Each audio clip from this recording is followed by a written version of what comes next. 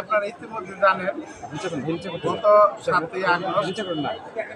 7ই August রাত্রে আনুমানিক 8টার দিকে বাসন থানাধীন মসজিদ মার্কেটে একটি হত্যাকাণ্ড ঘটনা ঘটে। সেই হত্যাকাণ্ডের ঘটনা জয়দেবপুরে এক সাংবাদিককে থেতলিয়ে দিছে। সেই ঘটনার প্রেক্ষিতে এনসিপির মুখ্য সমন্বয়ক উত্তরাঞ্চলের সার্জিস আলম তার ফেসবুক স্ট্যাটাসে 10টা 2-এ ফেসবুকে পোস্ট করেন যে বিএনপির এক চাঁদাবাজি নেতাকর্মীদের কারণে এই হত্যাকাণ্ডটি ঘটেছে। কোনো ধরনের যাচাই বাছাই না করে, পুলিশের কোনো জবানবন্দি না নিয়ে সে বিভিন্ন সময় বিভিন্নভাবে, আপনারা জানেন জাতীয়তাবাদী দল বিএনপি একটি বাংলাদেশের সবচেয়ে বৃহৎ সংগঠন।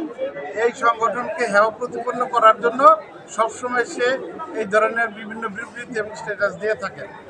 আপনারা জানেন ইতিমধ্যে নির্বাচন ডিক্লেয়ার করেছে।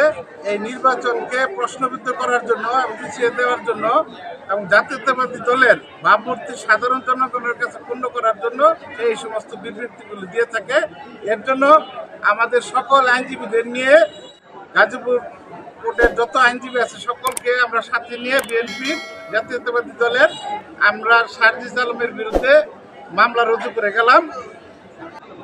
বাসন মেট্রো থানার সভাপতি আমি তানভীর শেখ রুজু করে গেলাম। আমরা সার্জিস আলমকে একজনকে এই মোকদ্দমায় আসামি করেছি, কারণ এই মোকদ্দমাটি বলছেন যে এটি যাচাই বাছাই হওয়া দরকার আছে।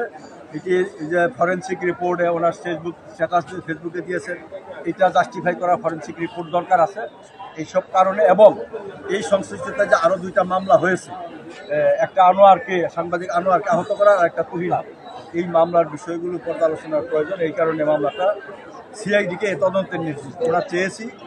আমাদের দল বিএনপিকে ভাবমূর্তি নষ্ট করার জন্য ইচ্ছাকৃতভাবে রাজনৈতিক প্রতিপক্ষ হিসাবে এনসিপির একজন নেতা, সে উত্তরাঞ্চলের মুখ্য সংগঠক সার্জিস আলম, তার এই যে উগ্র আচরণ এবং কথাবার্তা, এটা দিয়ে সারা দেশে বিএনপির ভাবমূর্তি নষ্ট হয়েছে। বিএনপির সারা দেশে কোটি কোটি নেতা কর্মীরা আহত হয়েছে এবং সাধারণ মানুষের মনে প্রশ্নের উদ্রেক করেছে।